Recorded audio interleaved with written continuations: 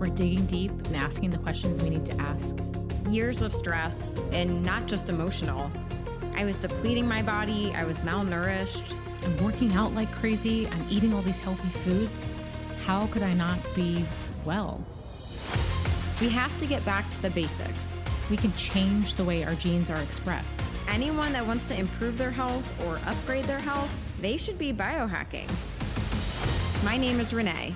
And I'm Lauren.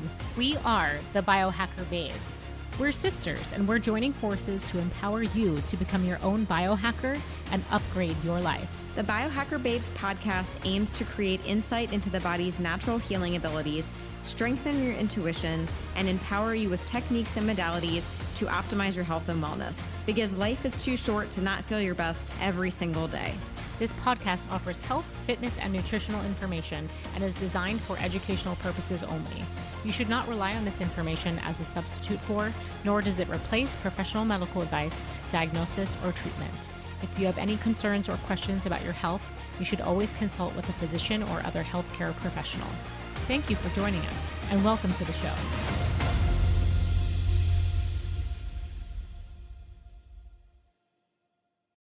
Welcome to episode 14 of the Biohacker Babes. Today we are talking all about alcohol. So whether we should be drinking or not, that is the big question.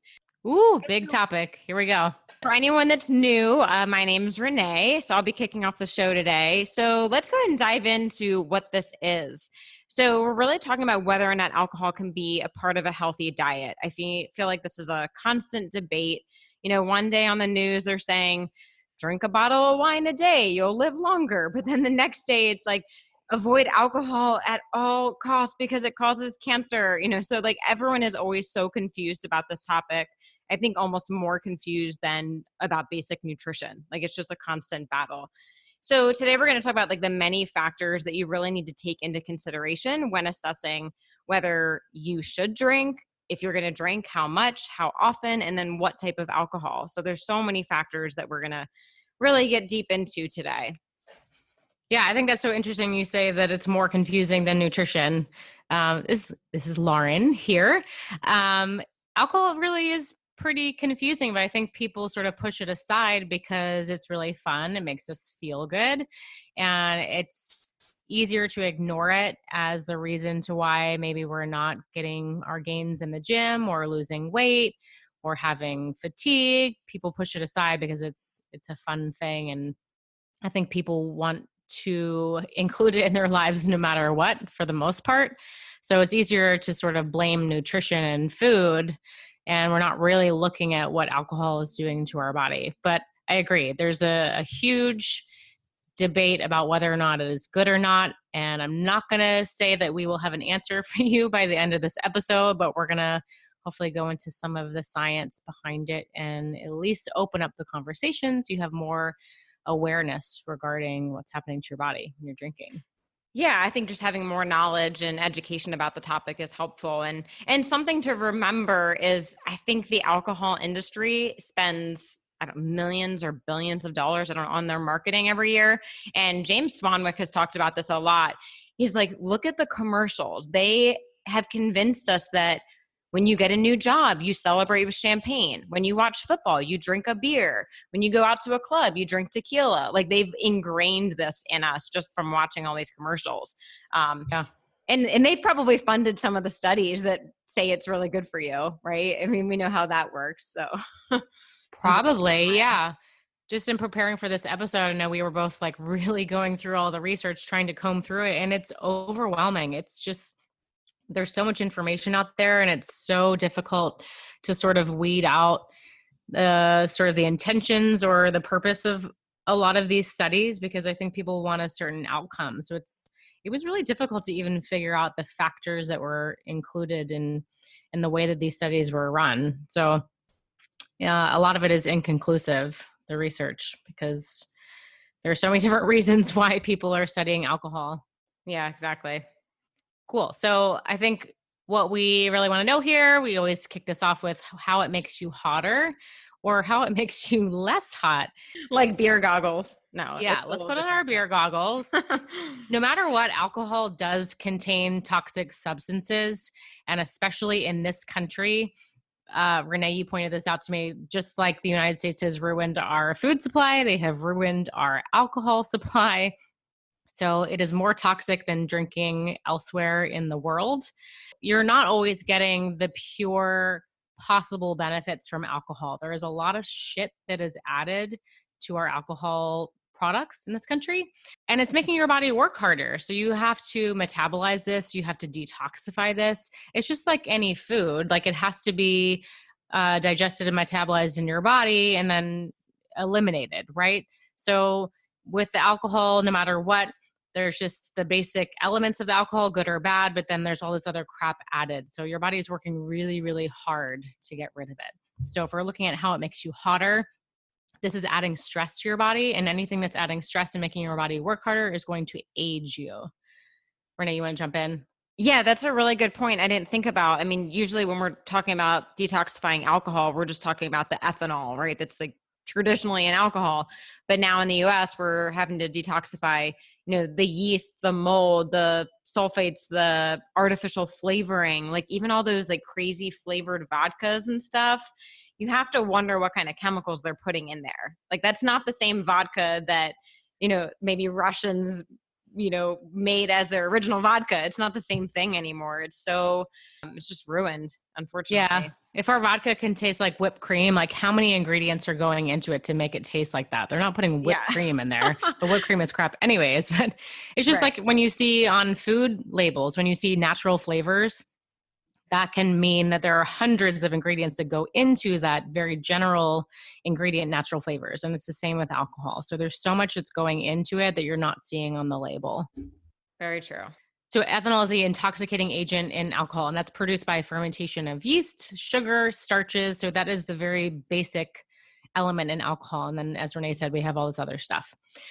Okay, so second point here about why it makes you hotter or not as hot. Alcohol is very dehydrating for your body, especially your skin, which is going to affect your appearance. I think we can all spot those people that drink way too much. We see it on their skin immediately.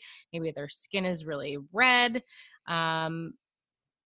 You're going to see it on someone's face, definitely. Also, it depletes iron, which can cause dark circles under your eyes. So immediately just the dehydration and depletion of iron is going to show up on your face, which is just not cute.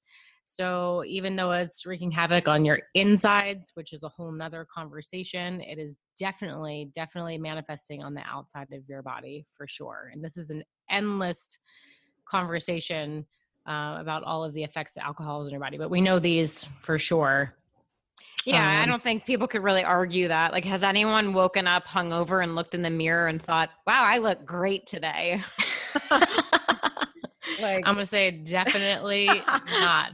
Definitely not. Yeah. Like you feel like crap, you look like crap. Yeah, it doesn't end well. Yeah, I mean, if you've ever woken up and had to like be on camera or take photos or appear somewhere, you're probably the night before going to go, I'm not going to drink. Like we all inherently know that if you need to look your best, you're probably not going to drink before. Yeah, exactly. Which I think is a good transition into celebrities that don't drink. I think this is so interesting. Again, with all the marketing, TV makes us think everyone drinks and parties, but like there's a huge movement of people that don't drink at all. Like I'm not just talking about in moderation, like they literally don't drink anything. And some of the celebrities that we all know and follow that don't drink are Blake Lively, Bradley Cooper, Jennifer Lopez. Like, oh my gosh, her skin, does it not just glow? And I think is she 50 now? Yeah. And she looks incredible. Her skin, I'm so jealous. So yeah, even with celebrity makeup artists, the best makeup in the world, I think can't hide bad skin or a bad appearance. And I think she really, I mean, I'm sure that, that always helps, but like you can just tell she has aged well. Absolutely. Kristen Davis and then David Beckham. Yes, he does not drink. I think that probably helps overall with like his athletic performance too, right? Definitely. Just something interesting to think about. Yeah. So there's this, you talked about this movement with celebrities, like a sober movement sort of catching on. I mean, they're all doing so much. I think we all just assume that celebrities just pay for their beauty. And I mean, there's so much available in Hollywood, from plastic surgery to the best makeup artists. Like they can sort of pay to fix everything. But it's interesting that maybe there's this like genuine anti-aging movement where they're starting to remove those toxic substances. They're all eating. I mean, celebrities are pretty healthy, I think. Like, Yeah, they they're have, the ones they're that are, chefs and eat well all day yeah, and work out every day. Yeah. eating all the organic food. They're all paleo. I mean, I'm not saying by and large, but and the money does afford them the opportunity to do that stuff. But it's interesting, they're not just paying for this stuff to go away. They're actually doing the right foundational things to support their nutrition and health. Yeah. Yeah. And on top of that movement, the sober movement, I have heard that there's going to be more of these bars opening up around the US where they don't serve alcohol and they're going to Yeah, serve more like herbal tonics and stuff. Actually, I think there's one in New York. Have you heard of it? I have heard of it. I haven't been. It's on my list of things to do. Yeah, I You think just have that's to so get the right group cool. of friends together that are interested in going. Yeah, yeah. You just go by yourself. Yeah. I Well, think one, I that's have to cool. convince friends to get out of Midtown because I think it's downtown. But second, Oh, okay. convince Okay. them to engage in adaptogenic herbs for their Yeah. nightly. Yeah, yeah. I wonder if that will ever come to Vegas. I don't know. Maybe in the It suburbs. will. It will. It definitely Okay. will. But Okay. uh, slowly and for special populations. Yeah. Yeah. I just think that's cool to give people the opportunity to still go out and be in that social environment without feeling that peer pressure to drink. Anyways, Mhm. so there, like we've said, there's a lot of debate and controversy over this topic, right? We're always hearing more studies and it's kind of confusing. Some of the research has shown that it can actually decrease cardiovascular risk or decrease risk for diabetes. But we also see more research showing that females have more issues with this. Yeah, when you look at scientific studies, especially on PubMed, there is so much research that says low to moderate drinking actually has a positive effect on a lot of these health biomarkers, which is really interesting. And it was difficult for us to find out exactly why, like what biochemical reactions are actually helping to support these processes. So that seems a little inconclusive. I would say that low to moderate drinking can have a positive effect on some of these markers, especially like life expectancy. I mean, people can take it for stress relief. And then, these things like cardiovascular risk, diabetes, cholesterol, fatty lipids. There are positive effects, but I wouldn't say that that is a reason to drink. I would say it's just a reason to not drink too much. So for the people that are reading these studies that say, the flavonoids or the resveratrol and wine, that's not a reason to drink it if you don't want to drink it. But I think in moderation, considering your genetics, if you respond well to it, it is probably going to be okay. But we'll get into like the personal genetics a little bit later. But it's definitely worse for females than men. I'm sorry. Definitely something to pay attention to. The research does show that females, I don't know if that's a diabetes risk because our blood sugar is more sensitive, but the research Yeah. across the board shows Or that maybe it's the more. estrogen issue. Yeah, it definitely has terrible hormonal and estrogenic effects. Yeah. Yeah, that could make sense as to why that is. Yeah, and Yeah. like you said about the resveratrol, like don't prescribe yourself a bottle of wine to get that. Like just go buy the supplement if you want Yeah. resveratrol. It's everywhere now. Yeah. You'd have to drink a lot of wine to get Yeah. the amount of antioxidants that your body needs. Yeah, and speaking of antioxidants, as we were preparing for this episode, I was looking at the blue zone regions around the world, which if you're not familiar with those regions, it's where there's a very high population of centenarians, so people that are living to over 100. So a lot of research has gone into these communities to see like what the heck are they doing because they're doing something right. And I know that most of them do drink moderately. So I wanted to dive into this a little bit deeper and find out what's going on there. And I found out that in Sardinia, in Italy, so this is one of the blue zones, they drink a local wine almost every day. They have like 1 to 2 drinks a day, but they're always with friends or family socializing, and they're always drinking it with food. So that Mm. balances blood sugar too. But they found that this local wine has 2 to 3 times the amount of the artery scrubbing flavonoids than like regular red wine does. Oh, Um, wow. and they said if you're in the US, like the closest thing you can get to this version of wine would be to buy a dry red wine. That's the closest we're going to get. So they actually found that they have a really low risk of heart attacks in that region. They think because of the wine. I mean, they also walk a lot and a lot of other benefits of the blue zones, but Yeah, you're looking at a relatively very healthy lifestyle because they're eating like a Paleolithic, non-processed food, getting a lot of sunshine, a lot of activity. So I yeah. wouldn't say that's an isolated factor, but that is really Oh, interesting. yeah. Three Yeah. I times. mean, they also walk. I mean, they walk, like 5 miles a day. I mean, that's the other interesting thing is these blue zone regions don't have gyms. They Yeah, just walk everywhere. They yeah. walk or they bike. Yeah, they eat a lot of the Mediterranean diet, olive oil, whole foods. It's definitely a whole big picture Well, in there. Sardinia specifically, not all blue zone regions are Mediterranean. Oh, right. Sorry. Yeah, Yeah, I meant yeah, Sardinia because that's Italy. Yeah. No, right. everyone is different, but I think in general, they're eating local to where they are, right? So in Japan, they're maybe eating more seafood, even rice. So it's all local. Yeah, so just another factor to point out that this stuff is not isolated.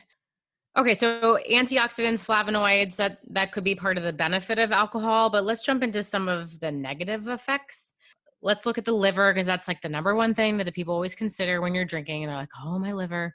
Since alcohol is metabolized in the liver, chronic alcohol consumption can lead to fatty liver disease, and that's because your liver has to work really hard to detoxify. That's very general. And then we look at the brain. This can affect poor memory, depression, anxiety, right? Your brain is a huge organ and controls the rest of your body. And your brain does have to detoxify this as well. And then the heart is also affected. So, just because moderate consumption can reduce the risk of heart disease, heavy drinking can increase it. In a lot of these studies, there was like a U-shaped result, which means that, like, at some point, the intake had a negative reaction. So up to a certain point, that shows like the low to moderate was like increasing positive effects, and at some point it turns the corner and it goes in the opposite direction. So you have to figure out where on that U or that spectrum you fall in relation to alcohol consumption, because just like anything can be a poison. It's the dosage and the amount that sort of determines how much of a poison it can be. And I think that is like the perfect example for alcohol. You have to figure out how much of a poison it is for your own body. A big thing we see with alcohol consumption is cancer. So there's a risk for mouth, throat, colon, breast, and liver cancer. That's a lot. So even light consumption, up to 1 drink per day, is linked to a 20% increased risk of mouth and throat cancer. So we're looking at low consumption here. So that's even more reason to look at your own personal genetics and see how this is affecting your own health. So Renee, questions you should ask yourself so we can Yeah. So give I think everyone some like biohacking tips here to empower everyone. Yeah. So to really determine, the best plan for you and what moderation really means to you. So number one, like, should you even drink? I think first you have to ask, why do you want to drink? Why are you drinking? Is it just a fun social thing? Or are you trying to suppress anxiety, depression, stress? Like, you shouldn't be using it as a band-aid for other issues. So number one, just look at why you're drinking. Make sure that you have a healthy relationship with that. And Same then as food, right? Right. I think, yeah, I mean, this relates to so many things in life. And then next, you want to look at your genes. So if you have done some genetic testing, there's certain genes you can look at just to see, how well does your liver detoxify toxins?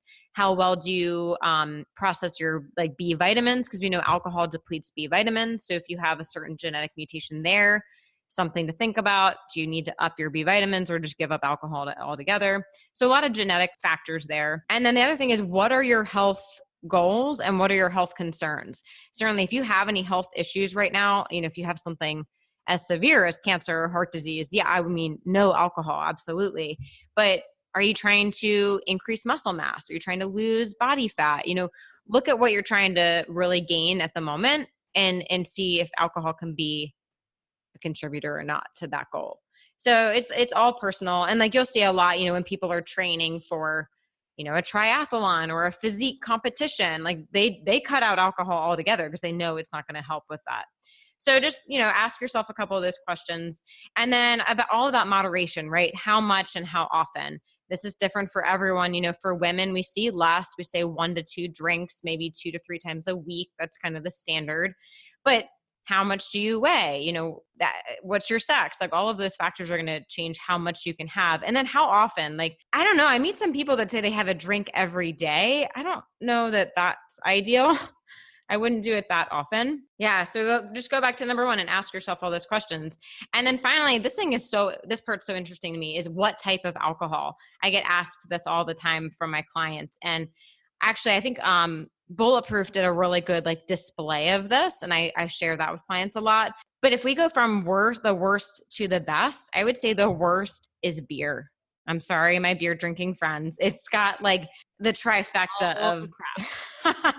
Yeah. So we're talking gluten, wheat, yeast, carbonation, high carbs, mold. It's all of that. Just like the kitchen sink of nasty. Yeah, it really is. And especially in the US, a lot of it's genetically modified grains. So then you're dealing with the GMOs as well. So it's different than the beer that, maybe our ancestors were drinking hundreds of years ago. It's come a long way. So beer would be the worst. Next up is wine, depending on where you get it. We'll dive into, I think, a little bit more of our hacks for this later in the episode. But wine, especially in the US, can be really problematic because the grapes are sprayed a lot with pesticides. So, and this includes glyphosate, which we've talked about in other episodes. So glyphosate is that really nasty GMO pesticide that's causing a lot of gut inflammation and other issues. But the bad news is it's found on organic wines as well. Somehow the glyphosate is getting into the water supply and it's getting onto the grapes of organic vineyards. So just buying organic in the US is not the safest option. Other issues is sugar. So depending on how it's fermented and if they add sugar in at the end, a glass of wine could be like an ice cream sundae. So watch out for the sugar. And then mold and then sulfites. I think everyone's aware of the sulfite issue, right? That causes the hangover or the headache the next day. I think people are pretty aware of that. So we'll talk about how to hack your wine later. Mm-hmm. The best option is really going to be your clear liquor. So vodka, gin, tequila. There's so many good options nowadays with potato-based instead of grain-based. There's organic. There's even the caveman vodka, which is pretty new. Lauren, do you remember what they make it from? I think it's from grapes, organic grapes. Yeah. The caveman vodka. So that's one step above Tito's even. So even better. Mm-hmm. And then the next thing you have to ask yourself is, what are you mixing these liquors with? So if you are going to do that, it's kind of like coffee, right?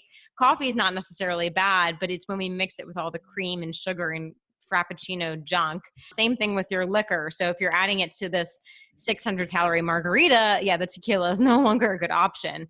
So we always recommend, club soda. I know some people even just use ice water. They'll just pour it in there. And then fresh lime juice or orange or lemon, whatever kind of citrus you like. We know that the citrus fruits accelerate the breakdown of the alcohol. So it's an extra benefit there and it tastes really good. One other thing to keep in mind though, the carbonated beverages, including club soda, right? It does increase the absorption of alcohol. So just be aware of that. But overall, at least it's a, 0 calorie, 0 sugar option. And FYI, tonic water is not the same as club soda. I'm shocked. A lot of people don't know that. Tonic water has, I don't learn, 15 grams of sugar in a serving? 12 grams? Something like that. I mean, you can taste it. You drink plain tonic water. I don't know. It makes my mouth pucker because it's so sweet. Yeah. So people don't realize it when they put it in their drink. It sort of goes away a little bit, but right. I guess it kind of masks the alcohol. Yeah. But people are like, oh, vodka tonic. It's no calories, but it's a ton of sugar. So yeah. So watch out for that. So hopefully that kind of helps break that down a little bit more for you guys.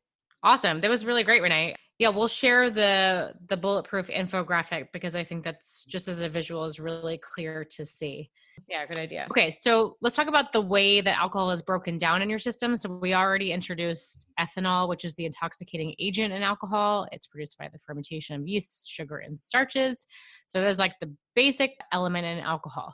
So when you ingest this alcohol, which turns into ethanol, there is metabolism process that happens, right? So it has to break down to eliminate it from your body. So the ethanol turns into acetaldehyde, and that turns into acetic acid, which then breaks down to water and CO2. And a lot of us get hangover symptoms because of the acetaldehyde poisoning. So if you're not able to break down that substance, you're going to feel like crap the next day. And a lot of this has to do with your own genetics. There are SNPs and enzymes that may be present or not present that affect the way this is broken down. So you need, it is called aldehyde dehydrogenase. So that is the enzyme that helps break down ethanol. And depending on your genes, you could have different alleles or SNPs of this. So a lot of Asian populations actually have inefficient variants, which is why you see a lot of alcohol flushing in that population or populations.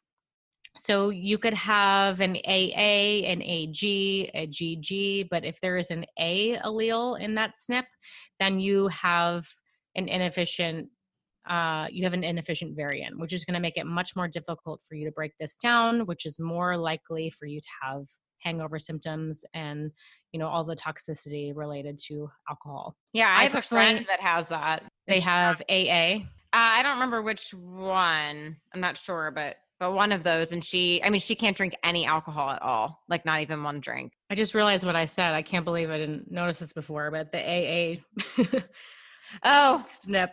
Oh, that's kind of... If you have the AA SNP, maybe you shouldn't be drinking. Go to AA. Yes. Yeah. So you can find that out through 23andMe, DNA Fit.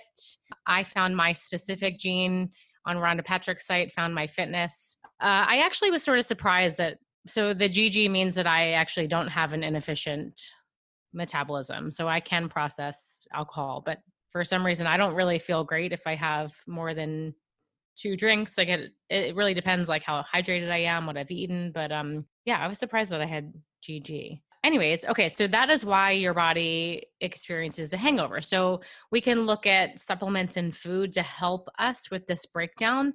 But again, first and foremost, moderation and looking at the quality of your alcohol is really going to help. But once you have done that, once you've done the foundational factors, if you need additional support, you can look to supplements, right? Because supplements are supplementing our body's processes to take care of this stuff.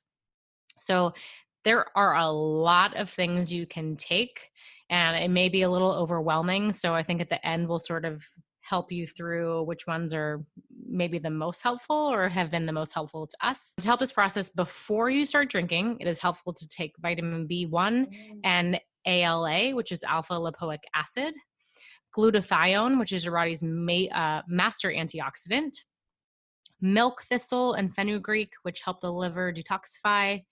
And then if we're looking at foods, meat and egg yolks, which are really high in amino acids, can help. But also I think just eating something in general, especially with fat, to help your body with the blood sugar regulation is really helpful. While you're drinking, it's helpful to have vitamin C and NAC, which is N-acetylcysteine, ginseng, which is going to accelerate the exit of acetaldehyde, and then water, obviously, right? Everyone talks about drinking water after drinks. It really does help with that hydration factor. I really think you can't drink enough water, honestly. And then after you are done drinking, a vitamin B complex is really helpful. Electrolytes to help with hydration again. And if we're looking at foods, ginger is really helpful. And this is kind of random, but broccoli actually, because of the sulforaphane, which will also help eliminate those toxic byproducts. So I don't know how many of you crave broccoli at the end of a night of drinking, but it can be helpful. And then I have a funny vegetable story. When of course you do. I can't wait. When I was in college, oh my gosh, my husband's going to love this. When we first started dating, I guess we went out to a bar and we came back to my apartment and we were really hungry. And I don't know, being like a college student that was horrible at grocery shopping, I opened my fridge to see what I had. I literally had a bag of sugar snap peas. That was all I had in my fridge. And so we're like, well, we're hungry. And we ate the whole bag of sugar snap peas. I was like, that maybe is like the healthiest, like post-drinking thing you can eat. I'm going to say broccoli, you were one of a kind. Yeah. And I will like never forget that. It was so funny. How did you feel the next day? I don't remember. I don't think I was aware of anything then. I wasn't really biohacking. It was an accident. Oh, I wanted you to say you woke up and you just like had perfect skin. Your eyes were wide and open. Let's go with that. We'll say. Yeah. Okay, so maybe broccoli over the sugar sent peas, but how Yeah. refreshing. And asparagus I've heard too, right? Because of the asparagine. I think asparagus is good. Yeah, it helps break down. Okay, and then one more thing before bed, charcoal is really helpful. We've talked about charcoal on the podcast before. This is going to help bind and eliminate the toxic byproducts. So it sort of just like pulls everything together in one neat little package and it will help shuttle it out of your body. But again, to know charcoal pulls good things out of your body as well. So this is only like in emergency circumstances, like drinking too much. So before bed, charcoal. Right. So you just want to take it away from the other stuff, right? Like at least, yeah. I guess, 30 minutes to an hour. Yeah, great. So you're not wasting it. Yeah. So there's a lot of like hangover helpers out there, different like cocktails, liquid, tablets, multivitamins. There's definitely a lot of crap out there. So read ingredient labels because you don't want to put more toxic byproducts into your body when all you're trying to do is eliminate the toxins. Right. So I think like at your general like gas station or 7-Eleven, if you see like a hangover helper at the counter, it probably is going to make you worse off, I would say. So there's a couple on the market. Drink Smart and Drink Well have a lot of these helpful compounds in it. I think the jury is still out on whether or not you should take it all in one. I'm not really sure how I feel about it. I've taken those and I think it helps. I'm sorry to say it is more helpful to take all of these in due order because of the process and the way that things happen. They have to happen in order. So that's why like the B vitamins, the glutathione milk, this will have to happen before you drink, the vitamin C, NAC during, and then the electrolytes, charcoal after. You could try one of these multis. I think Drink Smart and Drink Well have pretty good ingredients, but I think by and large, if you're getting a multi, you may not be getting the best quality of each compound. So do your own research, but I think those two are probably the best in the market if you are going to take these all in one. And the recommendation is to take these after you finish drinking. So again, you're not getting the correct order of process, but at least you're getting something. So I think if it works for you, it's better than nothing, because who's going to carry around all of these supplements? I don't know if you've done that, Renee, but like that just creates even more stress. I'm not going to keep a pocket full of vitamin C, NIC, ginseng in my pocket. And yeah, I'm probably just not going to remember to do any of that. You could just like wear like a trench coat out to the bar and like you open it up and like on one side you have your B vitamins and electrolytes and the other side you have your charcoal. Yeah, that's one version of a drug pusher. You could really save some people. Oh my gosh. That would be so necessary in Vegas. I think I have a new business idea. Or maybe like a Halloween costume. Maybe I'll do that this year. Oh, that's funny. Yeah, the hangover helper, doctor. So we'll pick out like our favorite hacks at the end, but that's sort of like the slew of supplements that is going to help your body detoxify if you've had a night of like really crappy quality alcohol overconsumption and you just like have not done the right things. So personal experience. Renee, tell us what you've learned. Any advice you want to share? Yeah, I think I shared a lot of this in our last episode all about the Aura Ring. So if you have not listened to that, go back and check that out. But I've been more aware in the last year while wearing the ring how sensitive I am to alcohol. So I see, I get less deep sleep, especially early in the night. I'll see these like spikes of being awake like early in the night, which like I never have. But after alcohol, even though I think because alcohol kind of has that like amnesic effect, you don't really realize you're waking up. But if you really look at the markers, you're waking up every 30 minutes to an hour. So I see that a lot. I also see my lowest resting heart rate is later in the night, which is not good. You want it to be earlier in the night. Also heart rate variability. So that's looking at how stressed and recovered your body is. my overall HRV will be significantly lower if I drink. Even like 1 to 2 drinks, I see it take effect.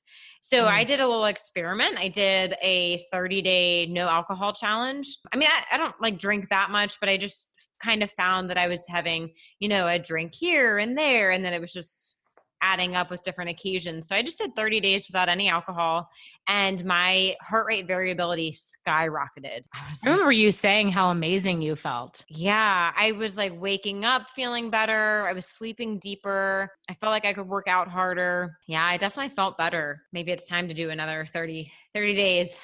Yeah, it's good to clean out every now and then. Yeah, I definitely recommend that for people if they haven't done that, just to do a good detox, see how you really feel, and then just being more aware. I think when if you are drinking a lot, you maybe aren't aware really how good you could feel. So it's nice to take a break. So anyways, Yeah. that's what I've learned. And like, I'm just very particular on number one, what I drink. My go-to is that tequila, club soda, lime juice. That's my go-to if I'm going to go out. But then I really try to not drink like on work nights, or if I have a stressful day, I don't use it as a Band-Aid for the stress because I know that's only going to make it worse. So yeah, I've learned a couple tips along the way. What about you, Lauren? Yeah, I'm the same. I'm pretty sensitive to alcohol, and I don't really know exactly biochemically why, because that allele seems to be functioning in me, but it could be the blood sugar dysregulation, or I think I get dehydrated pretty easily. So that's probably Hmm. the factor. I also have an increased need for antioxidants. I know that from my DNA fit.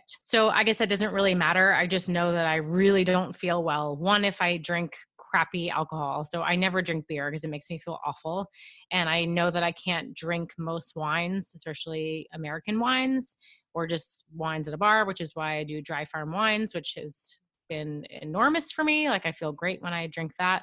I really like whiskey. Like I'm not a clear liquor person, and I actually feel okay drinking whiskey, but I know I don't have like a major corn or grain allergy, but at the same time, I'm very aware that I should limit that.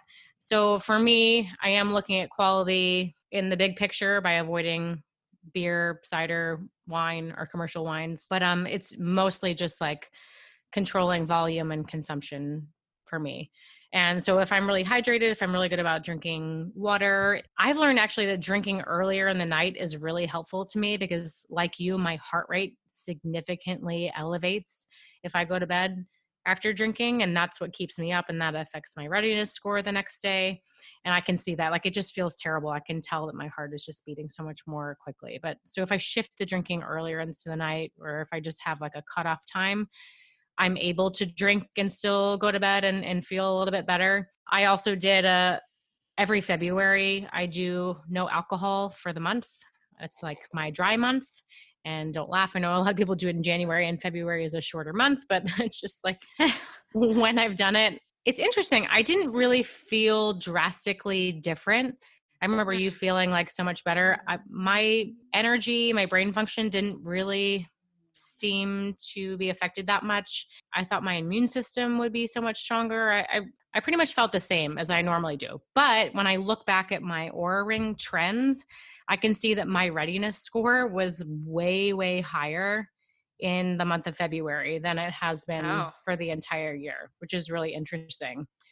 So the quantification was really, really awesome. So I'm taking into effect how I felt, but also quantification shows scientifically that I did have a positive effect. I mean, just day to day, the charcoal really helps for me. I mean, I've taken some of those multis, I've tried the Drink Smart and Drink Well, and I think they help. But no matter what, like if I don't control the consumption or control the hydration, nothing really seems to work. It's sort of like if you do everything right in the day, but you don't get good sleep, nothing's going to make a difference. It's the same with alcohol. yeah. So, yeah, all the same stuff that I've already said. Just making sure the quality is good, lots of water, hydration, electrolytes, drinking earlier in the night, dry farm wines. I will talk about that till the day that I die. I'm so happy that it was invented. Yeah. So I would say if I had to pick one of those supplements out of that long list that I read, I would pick the charcoal. One, because I take a lot of those other vitamins in my multi. So like I take a multi twice a day and it has the B vitamins and it has some liver detoxifying supplements and antioxidants.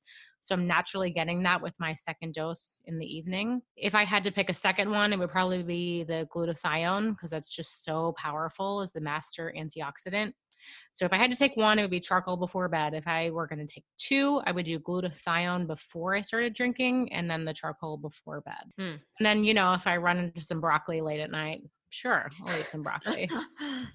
You should open a broccoli stand on the streets of New York. Just charcoal and broccoli late night. Next to the local pizza shop. Yeah, right? There you go. You don't want pizza. You want broccoli and charcoal. Oh my gosh. Delicious. Oh my gosh. At least put broccoli on your pizza. There you go. Oh, I like that. Yeah. Yeah.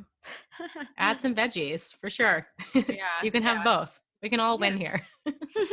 So we kind of covered our hacks, but if I can just add two more specific ones, if that's okay. Kin Euphorics. This is kind of a new thing that's pretty fun. It is kind of like a cocktail replacement, but there's no alcohol. It's just using adaptogenic herbs. So those are really good for stress management. And then it has some nootropics. So it helps with brain function. It has a little bit of caffeine, which I kind of wish they had one without caffeine because I feel like it's not a great replacement for a later night drink. You know what I mean? Oh, yeah, it's I'm great. definitely not going to have that at nighttime. Yeah, it's not a lot. I think maybe 40 milligrams, but for me, I couldn't drink that after 6 p.m. It would be too much. Yeah. I have plenty of friends that could drink that, but yeah, not for us. So maybe they'll come out with a new version, but that's something definitely look that up especially if you want to do a dry challenge. I think it's nice to have a little bit of something you can still I just mixed it with sparkling water and put it on ice and it was very refreshing. So that's a really good one. And then if anyone is interested in that 30-day challenge, I did an official online challenge and I did it through James Swanwick. I'll put the link in the show notes. I think it's just 30daynoalcoholchallenge.com. But it's nice because you get a Facebook community. Every day you get a video of what alcohol is doing to your body. Check out the celebrity that doesn't drink. It's every day there's a different tip. How to avoid alcohol when you socialize. So it just holds you a little more accountable. So that'd be a great back to school fall challenge. Just gather a bunch of your friends, anyone that you probably are going out with the most, get everyone together, and it's good just to clean house. Right? Yeah. I think, doing it with your friends is always going to make it easier. My husband did it with me for, I think he did a week or two. He felt better too. So definitely check that out. All right. So let's wrap up today's episode with our Q&A. So we have two great questions. To kick it off, we have a question from Brian, who I have to give a shout out to because he's an awesome Biohacker Babes fan. So thanks, Brian, for the question. Yeah. So he said, is there any type that can be consumed in moderation without throwing off your plan? So I think hopefully we kind of discussed the whole moderation thing a lot today. I think definitely follow our list of the best alcohols to include and then some of the hacks to cover that up. But I think just finding what your moderation is, we did say that for men, your moderation is going to be a little bit more than for women. So maybe that's 1 drink 3 nights a week, just again, go back to what we said about the questions, what are your health goals and concerns, and just really take a personal approach to figuring out what your moderation can be. Would you agree, Lauren? Yeah, I think the answer is always make it personal because what's going to work for me is not going to work for you. And my moderation is definitely much lower than my boyfriend's moderation or most men in general. So I think just always be really honest with yourself because your gut will tell you what's right. And then you use all the science that we've given you to back it up. Yeah, perfect. And then the other question comes from Lindsay, another awesome Biohacker Babe fan. Thank you, Lindsay. She says, are there types of alcohol better than others? Is it ever considered okay to drink? Yeah, I think we answered this, but why don't we just wrap it up again? We'll just do a quick little review on which is the best to worst. Yeah. And Lindsay, we'll definitely put in the show notes the bulletproof roadmap. So check that out. I think that's really a helpful infographic to look at. But again, so worst would be beer, then wine, but depending on what kind of wine you're buying. And then that goes all the way up to like the clear liquors, the tequila, gin, vodka. So there's definitely a wide range. I think, Lindsay, you are a wine drinker, if I'm correct. So you might want to check out like Dry Farm Wines. That's obviously our favorite. We talk about that all the time. There's also a company called Scout and Cellar, which is supposed to be pretty similar. They have the same principles, maybe not as clean as Dry Farm Wines. I have not personally tried it, but maybe check that one out. And then I guess the third option there would be Fit Vine Wine. Definitely not as clean as the other two, but they claim that it's low carb, low calorie. So it's going to be a little bit better of an option for the wine. Mm-hmm. Cool. Yeah. I mean, number one is vodka.